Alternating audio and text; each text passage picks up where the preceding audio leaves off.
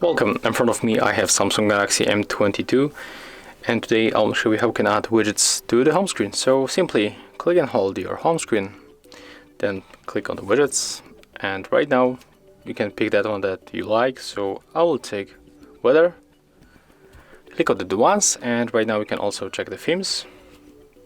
I will pick this one, click to add.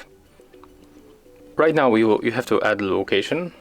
So click here on the switcher, and there it is, our widget. When you click and hold it, you can change size of that widget. When you click outside, you will be out of that. When you click here on that small arrow, you will refresh the data. When you click simply on the widget, you will be moved to the weather application, and you can also move that weather widget for another screen. When you click, hold, and then drag for the left or the right, and you can remove that widget also by tapping here. So as you can see, that's how we can make it. And if you find this video helpful, remember to leave a like, comment and subscribe to our channel.